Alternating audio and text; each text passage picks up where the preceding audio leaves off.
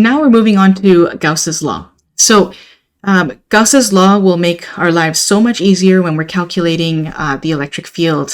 It's also the first Maxwell's equation, so we're at least a quarter of the way throughout the course in terms of learning E and M. So what we're going to cover first is electric flux. We have to understand electric flux before we can even touch Gauss' law. So electric flux is actually a measure of how many electric field lines pass through a given area. So if I have a surface like this, I want to see how many electric field lines are penetrating through that surface, and most importantly, at what angle. So how can we quantify this? There are 3 examples that I have over here that I drew, and we can assume that this black square is a sheet of paper or some object, and it's flat. So I have the electric field in red penetrating through the surface at exact 90-degree angles. But be careful how you define what the surface is, because the way this is defined is by the blue arrow. Whenever we're defining a surface, we always define it as the normal to the surface. So the normal to the surface will be 90 degrees to the surface, and it's not that the electric flux is perpendicular to the surface. It's actually the fact that the electric field is parallel to the surface normal vector. And so when the electric field is parallel to the surface normal, then we have an angle of 0.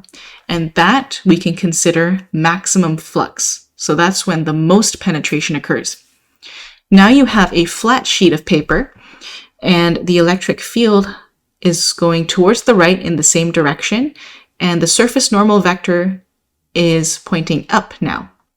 So in this case, are there any electric field lines penetrating the surface at all? No. So that is because your surface normal vector is now 90 degrees to the electric field line. And so what we can tell from this is that when the electric field is perpendicular to the surface normal vector, or when the degree is equal to 90 degrees, you have minimum or 0 flux. So between these two, we take a look at what kind of relationship between vectors can give us a maximum quantity at theta equals 0 and a minimum quantity at theta equals 90. And that comes from cosine. The cosine of 0 is 1 and the cosine of 90 is 0. So therefore, we can use the dot product to represent electric flux. And so by using the dot product, we can also determine the flux at any angle to a certain surface. So this will give you some flux, but not maximum or minimum. So how do we calculate the electric flux? The electric flux of a surface can be calculated using the dot product, and the dot product is defined as the cosine of theta. So you have the magnitude of both of these vectors multiplied by cosine of theta. Keep in mind, flux is a scalar quantity, so you can always represent flux as a magnitude. And most importantly, you should remember that if the electric field lines are parallel to the surface, or if they are perpendicular to the surface normal vector, then you have 0 flux. Now, the only thing is we now know how to calculate the electric flux when we have a planar sheet of paper and we also have a uniform electric shield. What happens if we have a curved surface? Now it becomes a little bit more difficult. So when we talk about electric flux in non-uniform fields, so something like this, or non-uniform shapes, we have to divide the surface into small pieces called ds. So sometimes textbooks will use dA, so it's the same thing. But over here you can take a look. There's my surface, it's now curved, and now I have electric fields penetrating through that surface at different angles. I have to essentially cut out a small piece of this surface here, call this dA, and then there's going to be a small flux coming out of that. So in order to calculate the total flux, that means I have to integrate throughout the entire surface E dotted with ds and get my total flux that way. So now that I have total flux here, as well as an equation for that, we can move on to Gauss law. And Gauss law will allow us to find a way to relate electric flux to charge. So that's the one piece that we're missing right now, and that's electric charge. So now we're going to start going through what Gauss's law is and derive an equation for Gauss law that we can use to help ease our calculations quite a bit more. So what Gauss's law is an alternative to Coulomb's law. It provides a different way for us to express the relationship between an electric charge and an electric field. It was formulated by Carl Friedrich Gauss, and he's a very famous mathematician. You've probably heard of him before from the bell curve because of Gaussian distribution came from him. So the goal with Gauss's law is to connect the electric field to an enclosed charge by leveraging our knowledge of electric flux. So how many electric field lines penetrate that surface. And so the most important thing with this is remember the fact that we were able to determine the electric flux very easily if we knew that the electric field lines penetrated the surface either fully perpendicularly or fully parallel. So that's what we're going to try and use to our advantage. So let's derive Gauss's law by starting with the most basic step by looking at a point charge. So that point charge, we're going to take a look at this positive point charge over here, and we already know what electric field lines will look like from a positive point charge, and they're just going to be straight lines radiating out. Now, with these straight lines radiating out, there's something else that we haven't talked about, and that is electric flux and how we can manipulate the situation so that we can calculate electric flux. Now, when we're trying to derive Gauss's law and when we're working with Gauss's law, we have to create what's called a Gaussian surface. A Gaussian surface is an imaginary surface that we wrap the charge, that we wrap around the charge so that it's fully enclosed.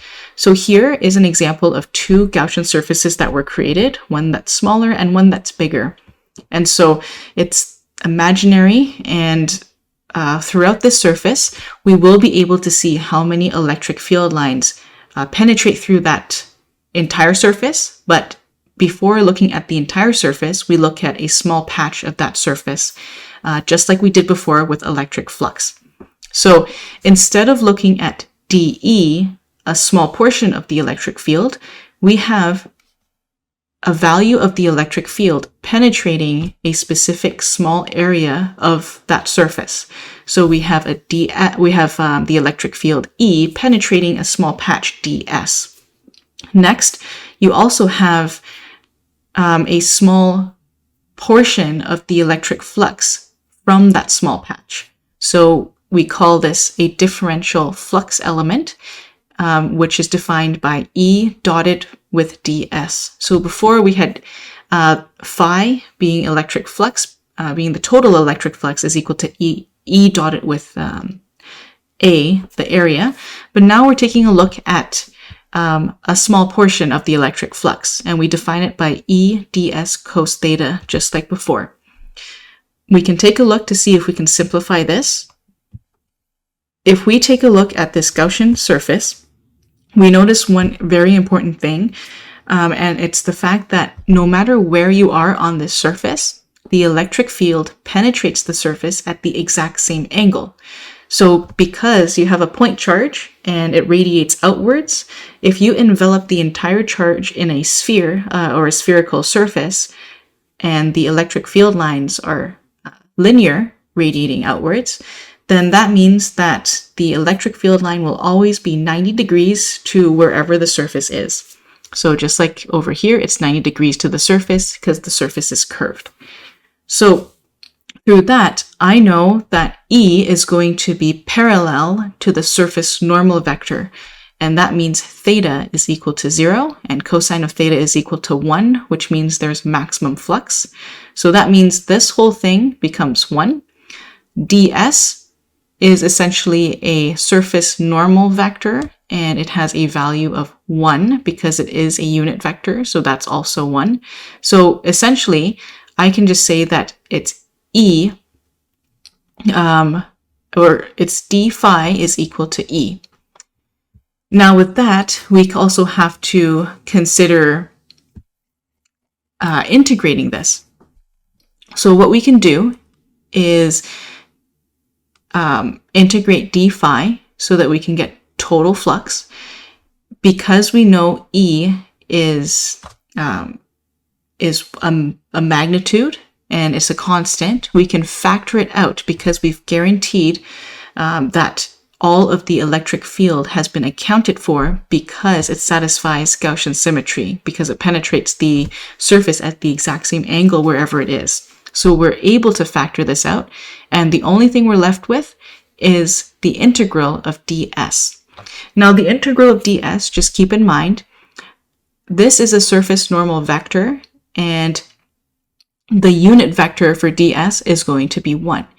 But this technically is a vector that is non-zero because you still have to integrate around the entire sphere. So you have to make sure you integrate ds as well to get the total surface area. So now you have flux being equal to E times A. So that's where we leave here, and we keep moving on. We now have two equations that we know of. We have an equation for the total flux, and we have an equation for the electric field. Now we can combine the two of them by replacing E with kq over r squared, or by replacing it with 1 over 4 pi epsilon naught. Which one do we use? We know that the area, or the surface area of a sphere, is 4 pi r squared. Because there is a 4 pi over here, it makes more sense to use this form so that we can cancel out the 4 pi and the r squared.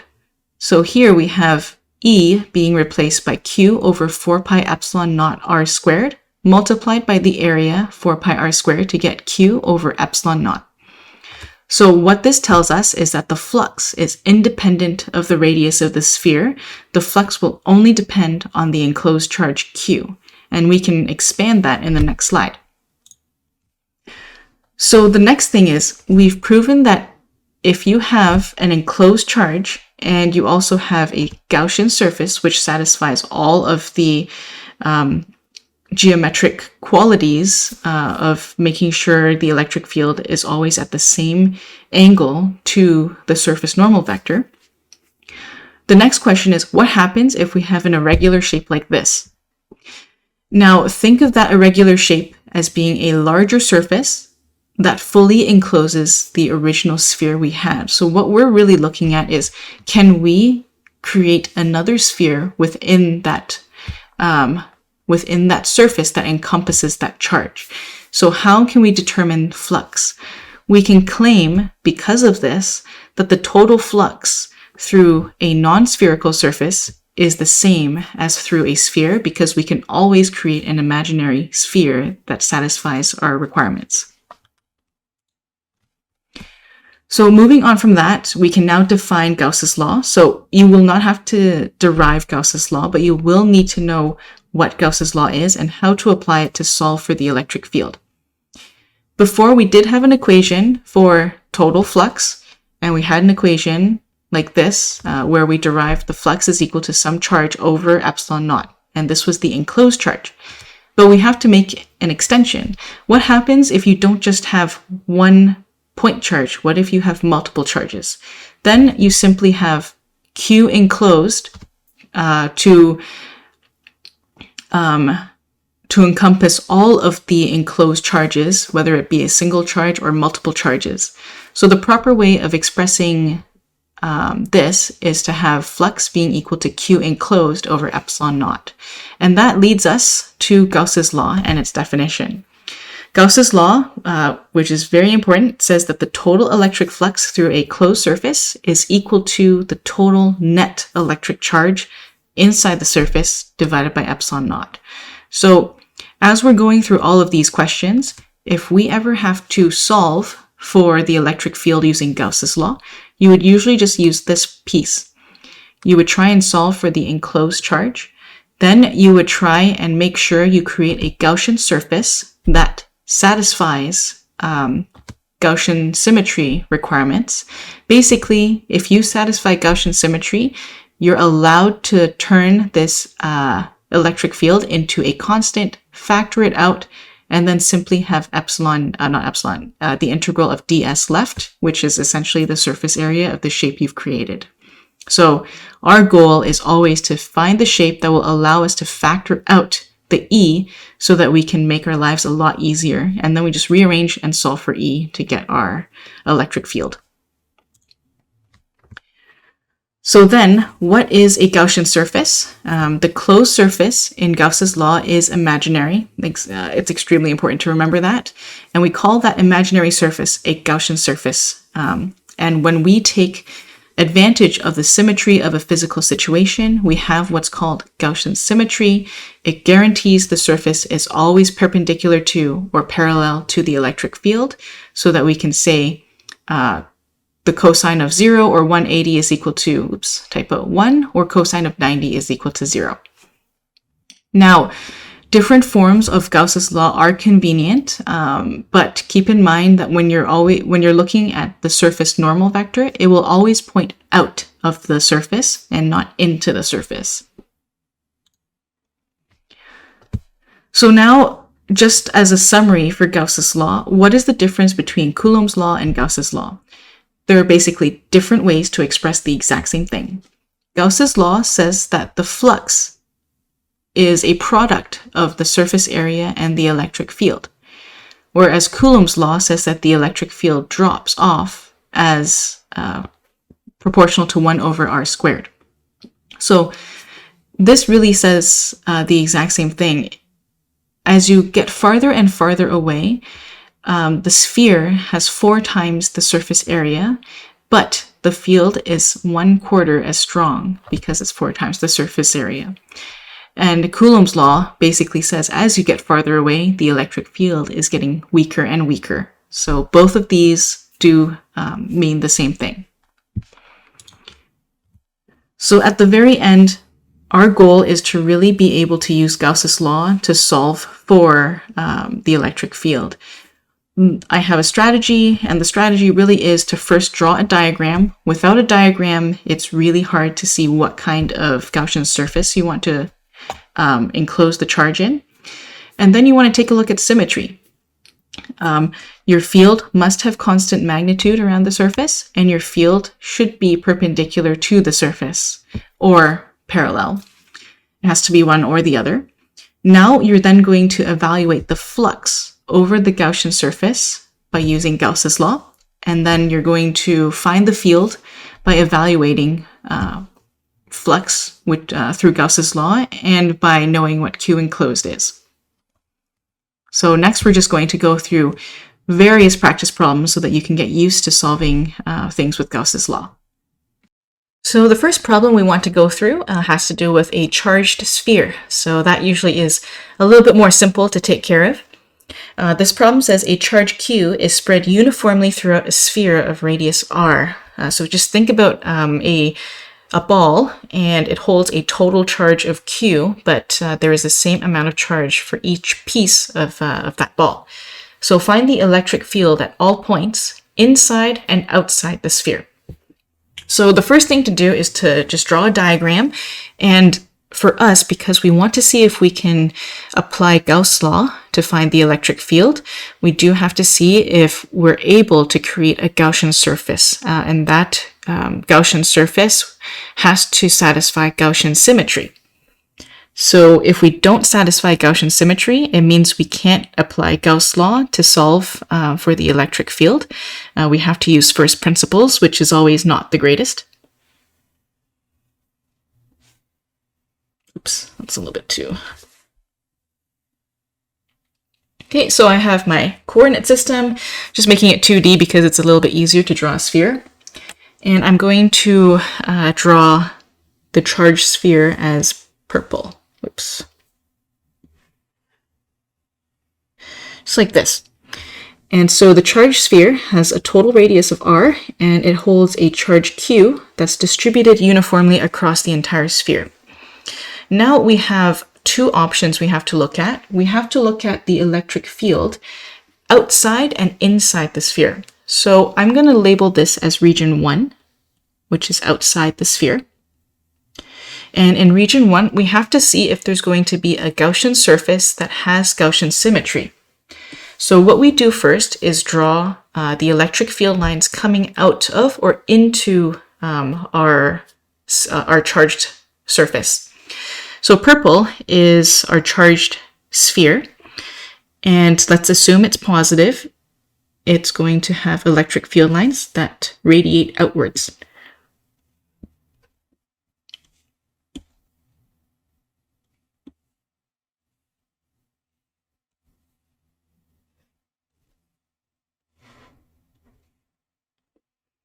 Now, after you radiate outwards, we want to see if there's a shape, a Gaussian surface that we can create that will satisfy Gaussian symmetry. So remember, it means that the shape that we create has to have electric field lines penetrated either fully perpendicularly or parallel.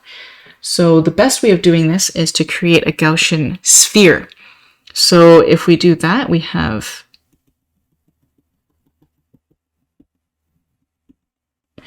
this being our Gaussian sphere. So then this Gaussian sphere. We take a look at ds from the Gaussian sphere, or the surface normal vector, whatever way you want to call it. And we also note that the electric field line, E, which is here, oops,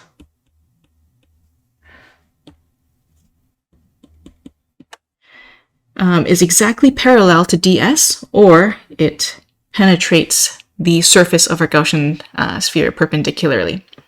So we just have to make sure it's either perpendicular or parallel, and it does satisfy that throughout the entire Gaussian sphere.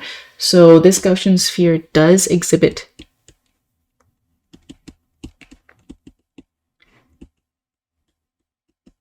Gaussian symmetry.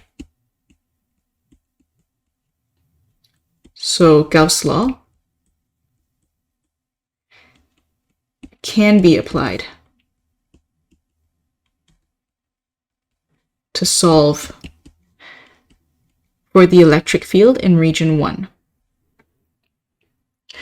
Okay, so now that is part A, the electric field outside the sphere. We now want to see if there's a way to do the electric field inside the sphere. So inside the sphere, we call this region 2. And I suppose we can have another Gaussian sphere inside. And so for this one,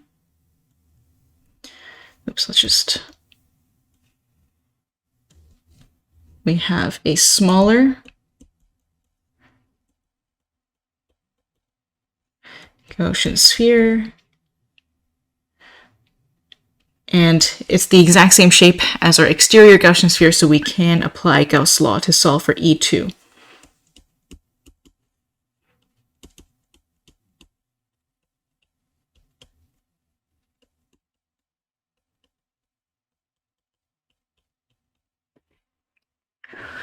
Okay, so just a few more comments. Whenever you're trying to find the electric field and you're contemplating using Gauss law, as part of your solution, you do have to mention that you can use Gauss law.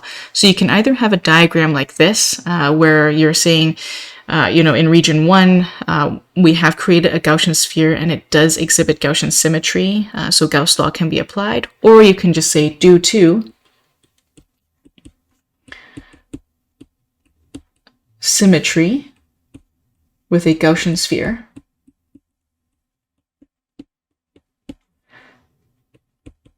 we can apply Gauss law to solve for the electric field.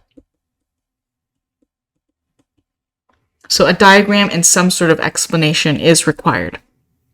So the next step is really to just start applying Gauss law and apply the flux integral. So I'm just going to scroll down. we want to analyze flux and the enclosed charge. So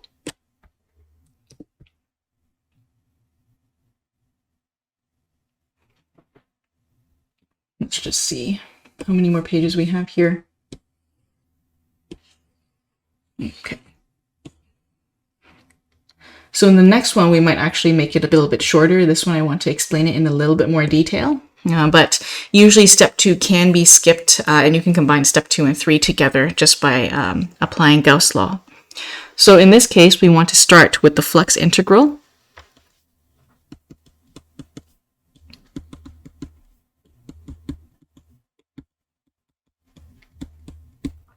And so we have the electric flux is equal to the integral of E dotted with ds. And so, as an aside, why did we choose to have a Gaussian sphere as our Gaussian surface? So keep in mind, our E is always parallel to ds. So E dotted with ds would always be equal to the magnitude of E times the magnitude of ds times cosine of 0 degrees. And cosine of 0 degrees is equal to 1. So that means we end up with E ds. And so that is why E, which is now a magnitude and a scalar quantity, can be factored out of the integral as we do our calculations. So for flux, we are going to have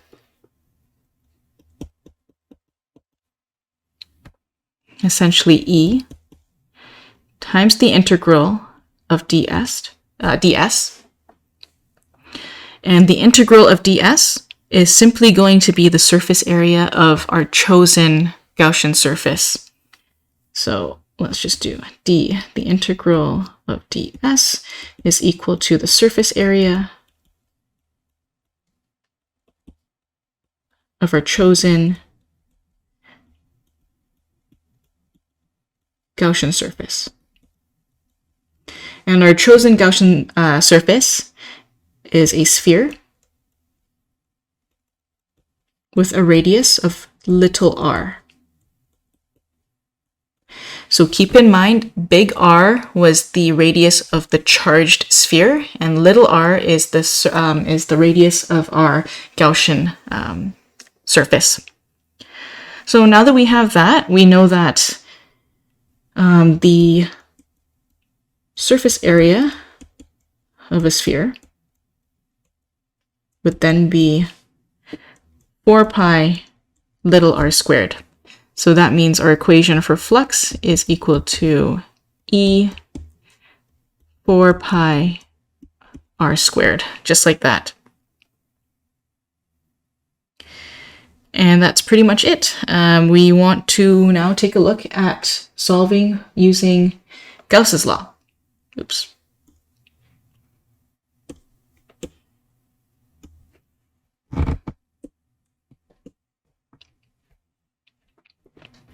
So prior to solving with Gauss's law, we do want to take a look at the enclosed charge for each one. So I am trying to make this a little bit easier for ourselves. Now that we know that the equation for flux is going to be the following, we have to analyze enclosed charge to proceed with Gauss law. And just remember, Gauss law was the following: E dotted with dx, which is ds, which is the flux that we just calculated, is equal to Q enclosed over epsilon naught. So it's very important. We already have this. We now want to figure out this for each of the regions. So let's take a look at region 1, which was in blue.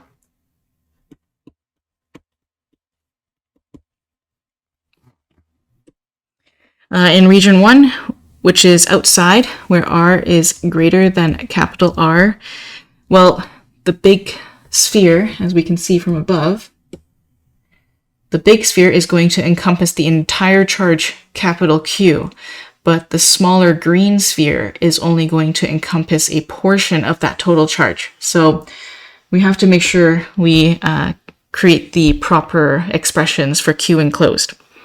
So this one, the sphere encloses entire charge Q. So that means Q enclosed in region 1 is equal to capital Q. Now you have region 2.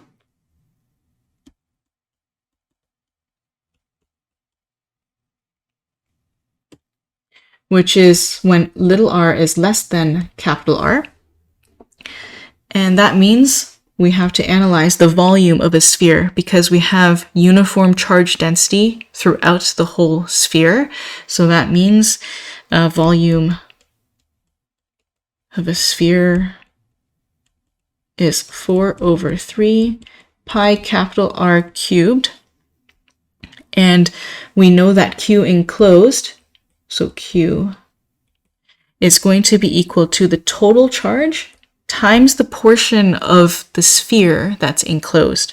So that's going to be a ratio. So 4 over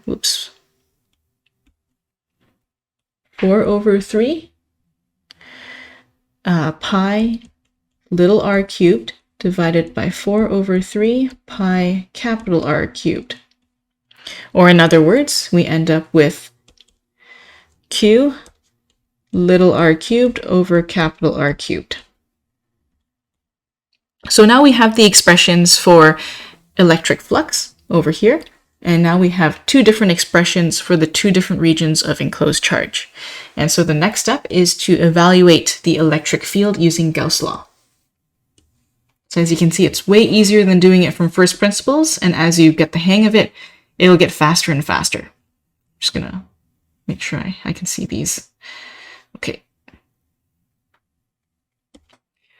So applying Gauss law, I know that Gauss law is going to be given as follows. So Gauss law, it is when flux is equal to E dotted with ds, which is equal to Q enclosed over epsilon naught. Now take a look at region 1. With R greater than capital R. I do know that we have the integral of E1 dotted with ds is equal to Q1 divided by epsilon naught. E1 can be factored out. And we know that the integral of ds is 4 pi little r squared. And then we have Q1 being equal to capital Q over epsilon naught. So the electric field in region 1 is going to be equal to Q divided by 4 pi little r squared epsilon naught. And that is our answer. Keep in mind, this is a vector, so we also have to give it a direction. It is going to be in the direction of r hat. Okay, so now region 2.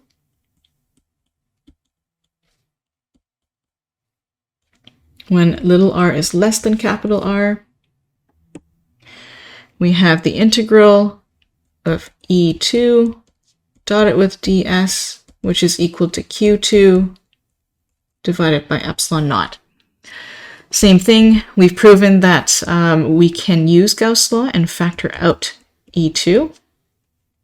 Integral of ds, which is equal to Q2, which was Q over epsilon naught, and then you had R cubed over capital R cubed. Now E2, we know that the integral of ds is 4 pi little r squared. So now you have Q R cubed divided by epsilon naught R cubed divided by 1 over 4 pi R squared. So altogether you have E2 equal to QR divided by 4 pi epsilon naught r cubed. It's a vector, so we have to make sure it's in the r hat direction. So the other thing about this is the direction. We do make a visual observation. You can always say direction r by observation, because you don't have to show your work for that. And that's it for calculating the electric field of a charged sphere inside and outside that charged sphere using Gauss law. Much easier than doing it by first principles. The next problem we're going to go through has to do with a hollow shell. So we looked at a sphere before, but now we want to look at a thin, hollow spherical shell of radius r that contains a total charge of q distributed uniformly over its surface. So it's basically just a hollow thing. Find the electric field A inside and B outside the shell. So the first thing we do is we want to draw a diagram and analyze the symmetry. So exactly the same as before, but now instead of having a solid sphere, we have a shell. And so the shell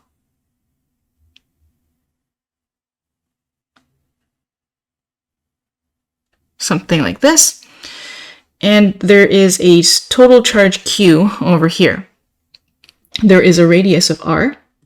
So just keep in mind the actual thickness of the shell is very, very thin, but I'm just drawing it as a shell just so that we know it's not a solid sphere. Once again, we have two regions. We have region 1 out here because we want to find the electric field inside and outside. So we'll say I is the outside. And then we have another region inside, which we'll call 2.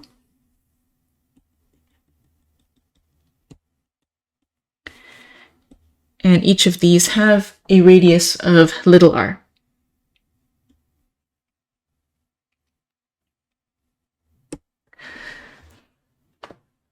So just keep in mind, there are the 3 steps that we're going to take, but I'm going to try and reduce the number of steps that we have to take, try and keep things as simple as possible. Now, I created these 2 Gaussian spheres with dotted lines. I can say the shell of charge Q has spherical symmetry.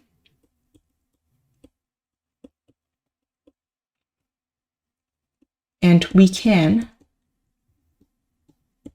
create a Gaussian sphere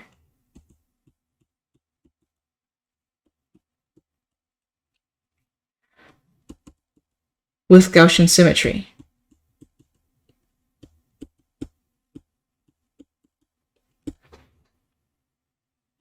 So just keep in mind, for my charged shell, I have electric field lines also going out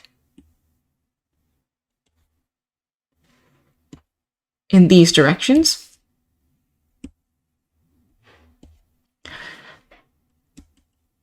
E is like this.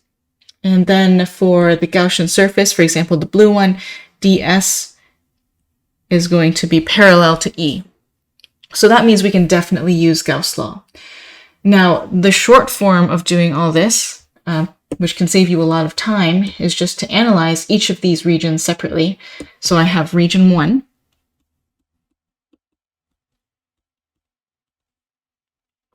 When r is greater than capital R. I can apply Gauss law, so I have the integral of E dotted with ds is equal to Q enclosed over epsilon naught. We do know that Q enclosed, so Qi is going to be equal to, so for the blue Gaussian surface, how much charge does it enclose? It encloses the entire hollow spherical shell, which has a total charge Q, so total charge is simply Q. We have the integral of ds being equal to the surface area of the Gaussian sphere, which is 4 pi little r squared.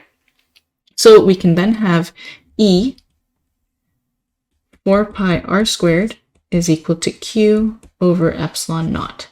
So E, let's just make this 1. E1 is equal to Q over 4 pi r squared epsilon naught. And this is all in the r hat direction. So that's it for applying Gauss law to figure out the electric field outside the hollow spherical shell. Now we're going to take a look at the inside. So region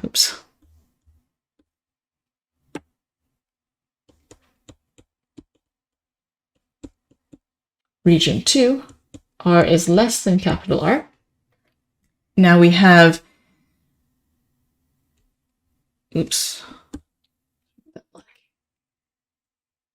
we can apply Gauss law. E2 dotted with ds is equal to Q2 over epsilon naught. Now, if I have so we're taking a look at the green Gaussian sphere over here, and it's within the purple shell.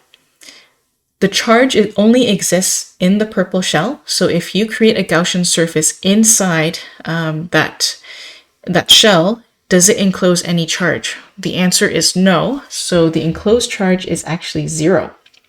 The surface area is still 4 pi r squared. So you end up with E2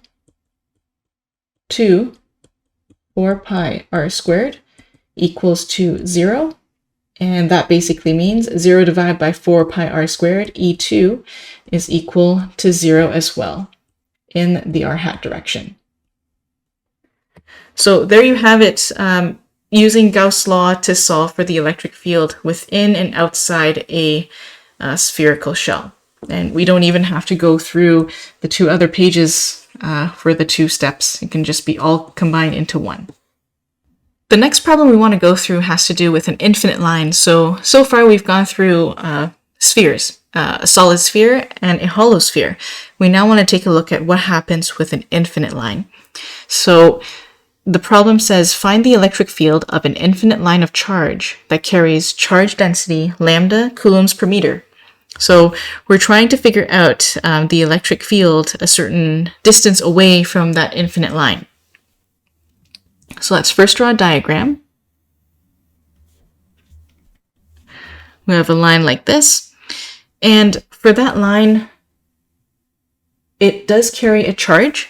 So let's just draw like a... So purple is basically representative of the object with a charge. The infinite line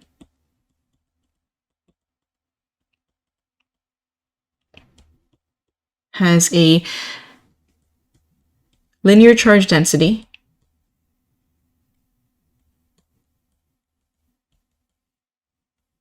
of lambda coulombs per meter. Where do the electric field lines radiate from? They radiate from the line outwards. So that means you'll have an electric field line going like this,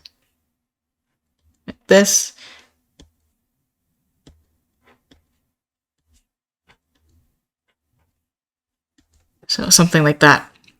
And you'll also have another one here. I'm drawing 2 for a reason.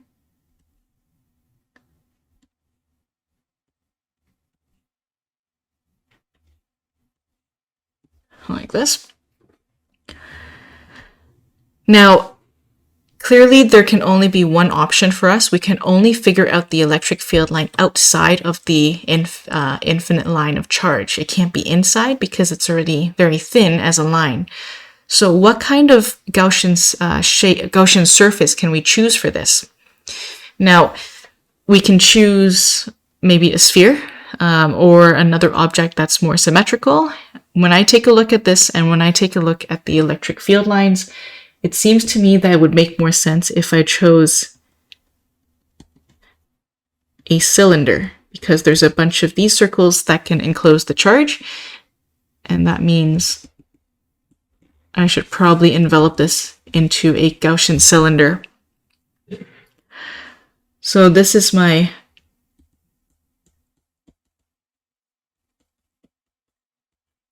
Gaussian cylinder. It has a length of L, and it has a radius of R, little r, where R represents the distance away from that infinite line. Now, taking a look at these regions, this problem will require a little bit more work, because when we take a look at electric flux, we have to take a look at the electric field lines penetrating every single surface. And for the last two problems for a sphere, there was one continuous surface. So for a sphere, I'll just do an aside. For a sphere, there's one continuous surface. So that means when we were trying to calculate flux, we could use Gauss law and say E dotted with ds, so that surface 1 is equal to Q enclosed over epsilon naught. And then we can just solve for E for that one surface. Now we take a look at a cylinder. And when we take a look at a cylinder, there are three surfaces we have to take care of. There's two caps and one curved surface. And remember what we had said before about Gaussian symmetry? We have to guarantee that the electric field lines penetrate either fully perpendicularly or fully parallel. So when I take a look at the electric field lines here, and I take a look at ds, where ds is this. So ds is simply just going to be this way of a cap. Let's just do ds1. So for the caps,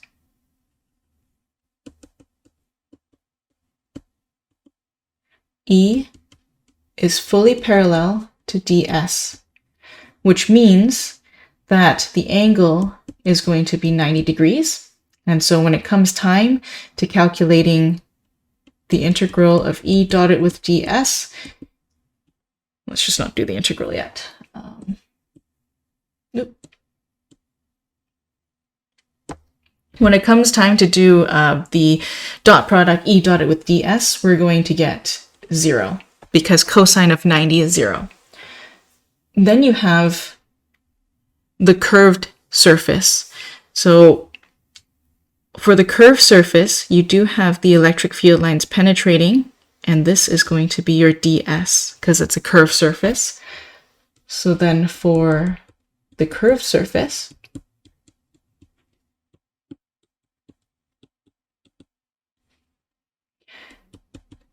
E is parallel to ds. Theta is equal to 0 degrees. So then we have E dotted with ds being equal to EDS times 1. So that means we can factor out that electric field and apply Gauss law. So another approved Gaussian surface is actually a cylinder. So we've already gone through a Gaussian sphere, which is very common. In this question, we're going to go through a Gaussian cylinder. Oops.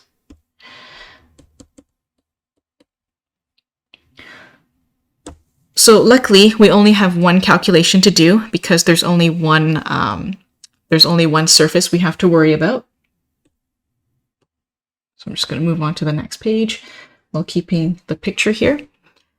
I can apply Gauss law, so we can, I'm kind of merging steps 2 and 3 together because now that we've done a few problems, we don't have to be as detailed. So we can apply Gauss law.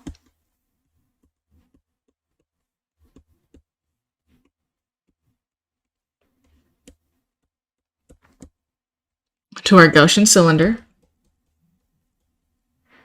an infinite line of charge.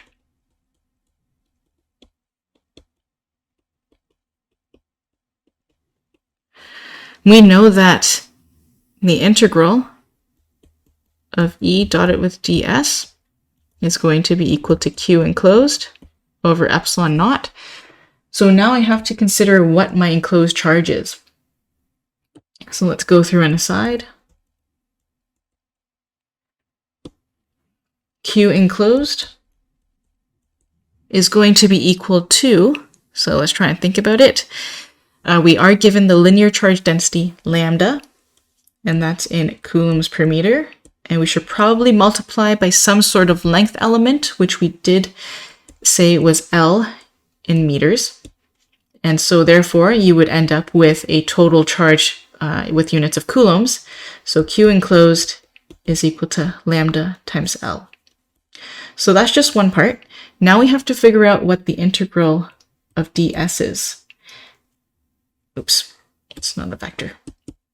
Now, the integral of ds is simply the surface area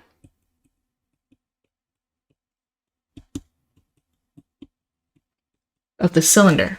Now, be very careful about this, because is it the full surface area of the cylinder or just a portion of the surface area of a cylinder? From our discussions above, we saw that the caps had essentially a zero value. So when we're calculating the total electric field, keep in mind, total electric field will be equal to the electric field contribution from, the flux. Let me just rephrase that. When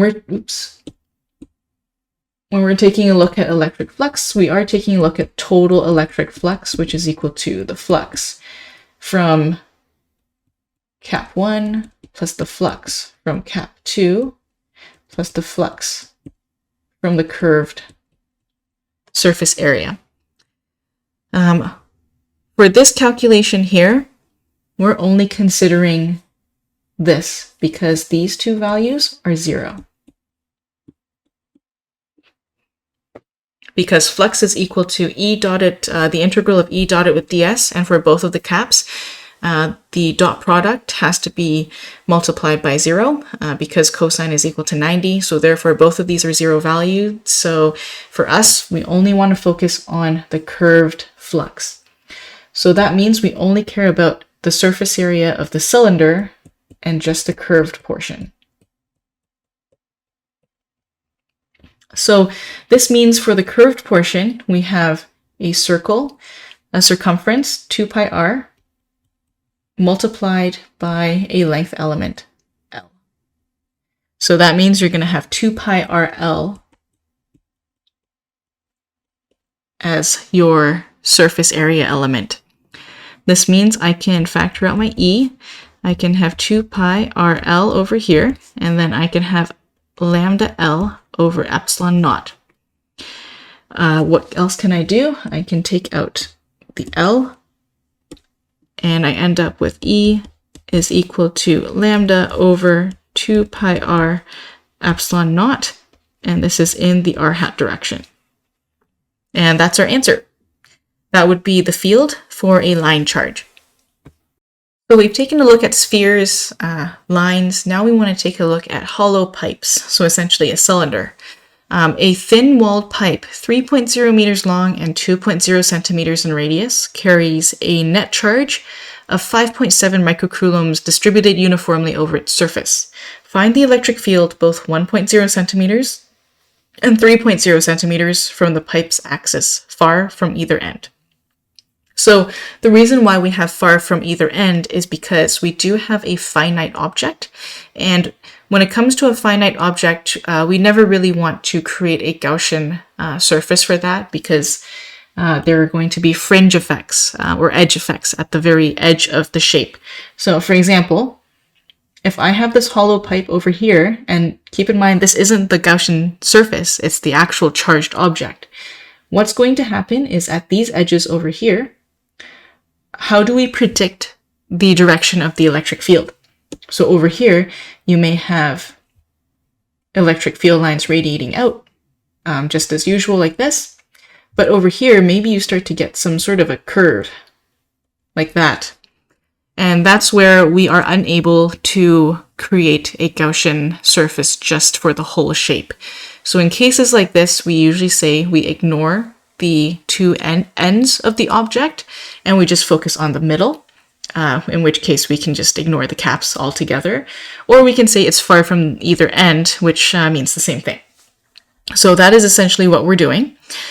And so we're trying to figure out the electric field at two different distances from the pipe's axis. And we are going to draw a diagram for that. So let's draw an axis first. Let's make that a little bit more straight. We have a charged pipe.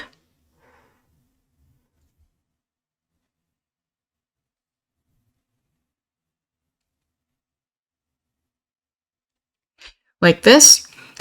And it's saying that the thin-walled pipe is 3.0 meters long. So we have this.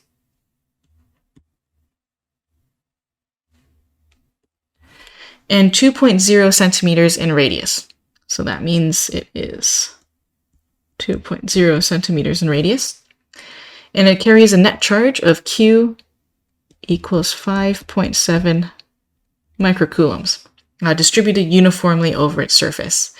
We want to find the electric field at 1 and 3 centimeters from the pipe's axis. In other words, inside or outside the thin-walled pipe. So region 1 is going to be inside. So we call this region 1, and it's going to be just 1.0 centimeters away. And we have the second region being 3 centimeters away. So we have this.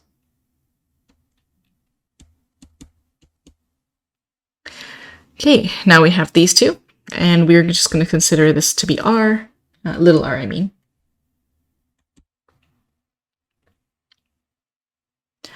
So just a few comments. This is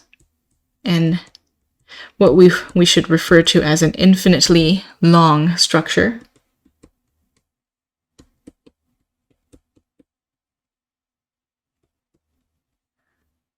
Where we ignore the ends.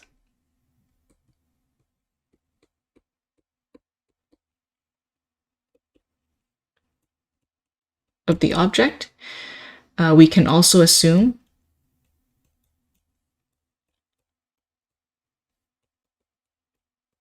it has line symmetry. So it's symmetrical along the axis. So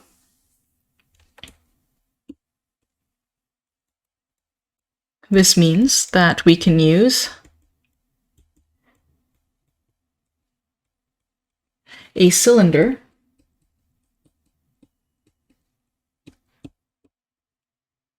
as our Gaussian surface.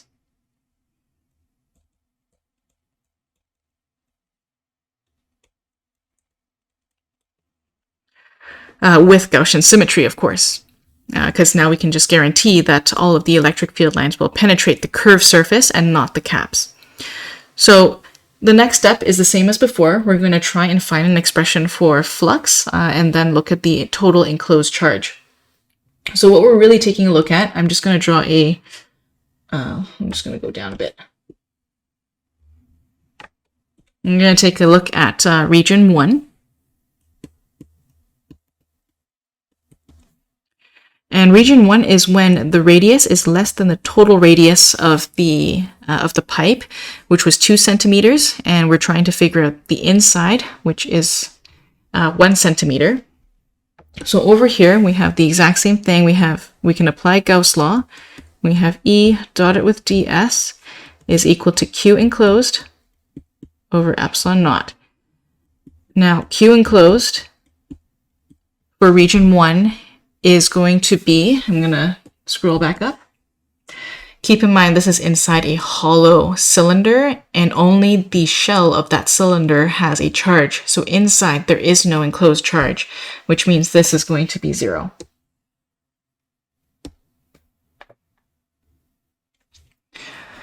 So simply put, we have E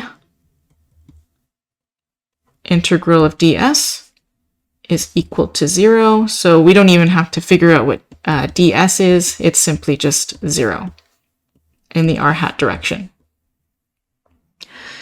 Now we take a look at what happens with, so this is also when r is equal to 1.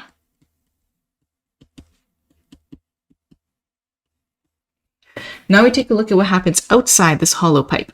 So region 2, r is greater than capital R. We have E dotted with ds, which is equal to Q enclosed over epsilon naught. We have Q enclosed being equal to, and now we take a look, the total enclosed charge is going to be 5.7 microcoulombs. So we're just going to say it's 5.7 microcoulombs. Now we do have to figure out what the integral of ds is. And so it's just the surface area of the curved part of the cylinder, which we know is the circumference of a circle times the total length L, where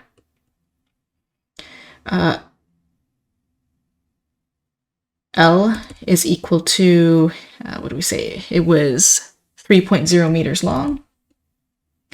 And what else do we know? We also know that little r is equal to 2.0. Oops, sorry, not 2.0. Little r is equal to 3.0 centimeters. We'll take care of that afterwards. Okay, so now we have E integral of ds is equal to Q enclosed over epsilon naught. Just going to say E2 is going to be equal to 5.7 times 10 to the negative 6 coulombs divided by, we have 2 pi r, where r is equal to 3.0 centimeters as requested by the problem. So now we have 3.0 centimeters times 10 to the negative 2 meters multiplied by L, which is 3 meters. Let's just make this. Oops.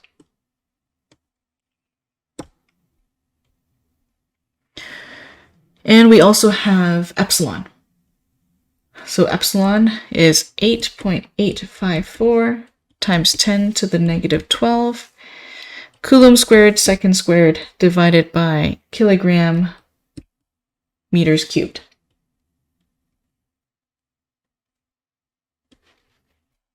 So altogether, we have E2 equal to 1.14 times 10 to the 6 newtons per coulomb. The problem itself does give us the numbers with one significant figure, or one digit, so we should probably stick to that as well. Though for this course, we won't really care too much about it as long as your answer is done correctly. So this should really be 1.1 times 10 to the 6 newtons per coulomb. And that is the solution to problem 9. So we've taken a look at spheres, cylinders, and line charges. The one thing we haven't really looked at is a sheet of charge. So now we're looking at flat surfaces. So in problem 10, we have an infinite sheet of charge that carries a uniform surface charge density sigma coulombs per meter squared. We want to find the electric field, and where is the electric field? It's going to be exterior to the surface on either side. So the first thing to do is draw a diagram, and the easiest way to draw this is to have our sheet of charge be slanted.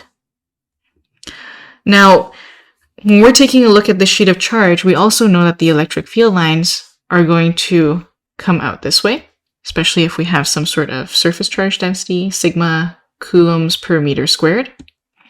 And we also know it's going to come out this way as well.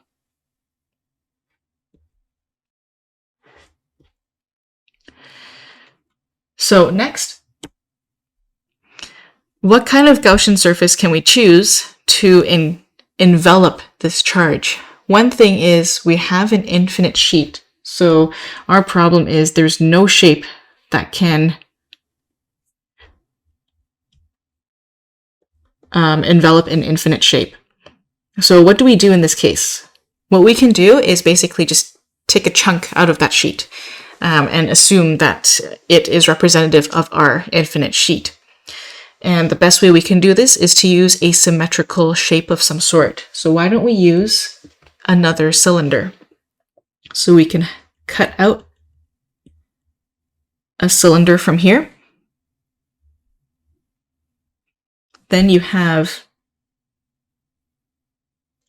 what we call a pillbox shape. We do have the caps here and we have the curved surface. And remember, with the line charge, we had only considered the curved surface. Now we have to take a look again to see what we are considering.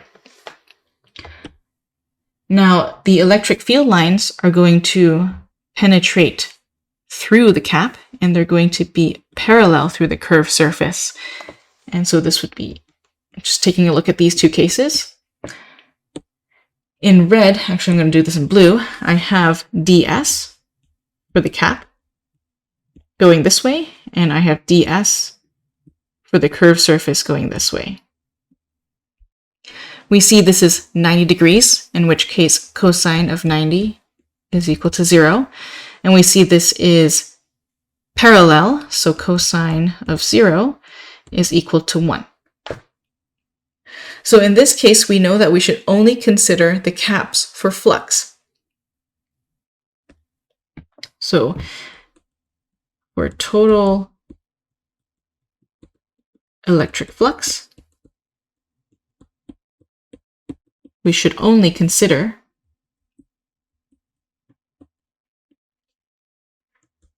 the cylindrical caps.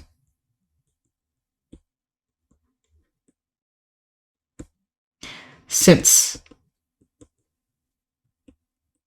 the curved surface cancels out.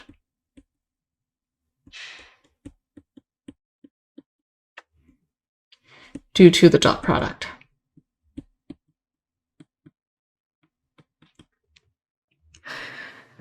Okay.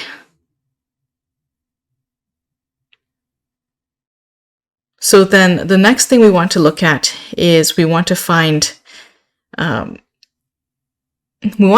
how much there is on the outside. And this cylinder is just one part of it. We have to consider a cylinder that penetrates through the entire thing and comes out on the other side as well. So just keep in mind there is going to be another cap on this side. So for the total Gaussian surface, I end up with something along these lines. I have the total flux being equal to the integral of E1, which we can say this is 1, this is 2 within the curved area, and this is 3. So we have E1 dotted with ds plus E2 dotted with ds plus E3 dotted with ds. We know that E2 is canceled because it's on the curved surface. So we end up with these two. And one of the things we can say is that this has a specific area of a cap, and this has an equal area. So both of these areas are equal, and they are equal to the integral of ds for those two caps. So now I have the total flux being equal to E1A plus E2A. And applying Gauss law, we know it's going to be Q enclosed over epsilon naught. The other thing we should note is the electric field in I and the electric field in 3, oopsies, should be 3. They're both the same. So we have E1 equal to E3. Because this is a sheet and the electric field is going to be the same on either side of that sheet. So we can just consider this E. Now we have 2 EA is equal to Q enclosed over epsilon naught. And you have E equals to Q enclosed over 2A epsilon naught. But now my job is to figure out what Q enclosed is. So Q enclosed is going to be, and I'm going to put this in green. Q enclosed is simply this area. That's how much charge is enclosed. So you're going to end up with Q enclosed being equal to some sigma multiplied by the same area that you've been taking a look at. So we have sigma A. E is equal to sigma A over 2A epsilon naught. The A's are going to cancel each other out, and you get E is equal to sigma over 2 epsilon naught. And that's going to be our hat. So the great thing about this is that, applying Gauss law makes things very, very simple, very fast. And the other thing is, when we're taking a look at a sheet of charge, note that the electric field has no connection to the distance away from that sheet. So it's just the charge density divided by 2 epsilon naught. So it is a constant. So I'm just going to say here, this is unique because distance does not affect the E field for a planar sheet of charge.